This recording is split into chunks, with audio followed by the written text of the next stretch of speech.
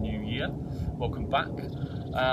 This is the start of a new series on my daily car, which is my Focus ST170, which is a Mark 1 Ford Focus, and a few things that I will do to this hopefully appreciating future classic to tart it up a little bit, bring it back to its original form of glory, because it's a little tired in a few places, and get it ready for a track day which I have booked for September. So let's have a look around the car and see what's wrong with it, what's good with it, and what we can make a little bit better on it for in terms of track day use and bringing it back to its former showroom condition. So the ST170, okay, this is sort of the poor man's Cossie, the poor man's RS. The reason why I say this is because the 2-litre Duratec engine was actually co-developed by SVT, Ford Special Vehicles team, which is their American counterpart, and Cosworth. So things like the camshaft profile, the exhaust manifold, stuff like that has been specifically built by Cosworth to make what is, and what was especially at the time, a very decent engine. Now what they had to do with one of these was detune it because they had to make the RS more sellable. So they detuned it and stuck a turbo on the RS, made the RS an extra 40-50 horsepower, and then made that considerably more expensive. So this was the first of the STs, and as a result I hope to be an appreciating classic. Now because of it being Cosworth, it's got a high lift cam on it, which means that you don't notice any of the power at all until you get up to 5,000 RPM, but between 5 and 7 it's absolutely brilliant. Now this is suffering, this particular one, with what a lot of them have, the IMRC, which I can't remember exactly what it stands for. It's inlet manifold. It's a valve inside the inlet manifold that opens up after 3,500 RPM.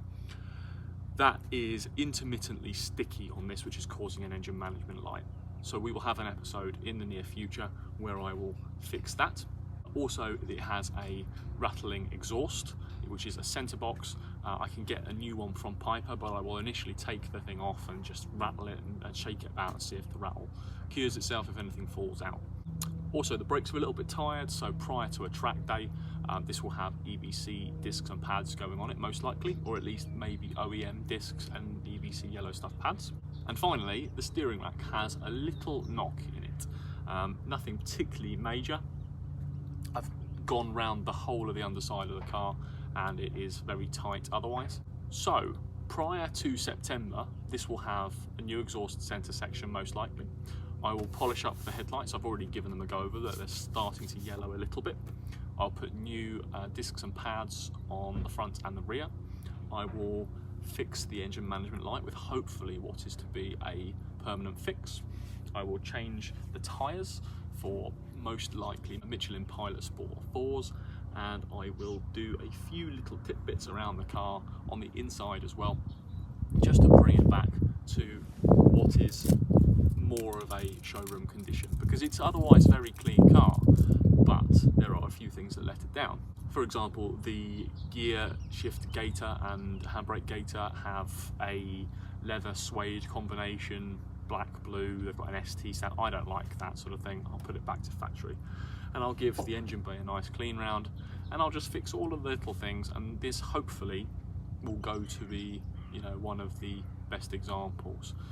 This is a 2004, so it is a facelift.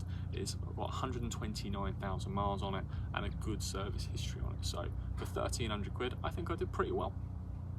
So guys, thanks for tuning in. I hope you've enjoyed this first episode on Project Daily, as it were, with my Mark 1 ST170 daily car, which I'm going to do all I can to modestly tart it up to make as pristine an example as I can, and to make it a little bit better for a track day. If you like what you see, be sure to subscribe. I'm available on Instagram as well. You see a few extra posts there at Chris the Car Builder.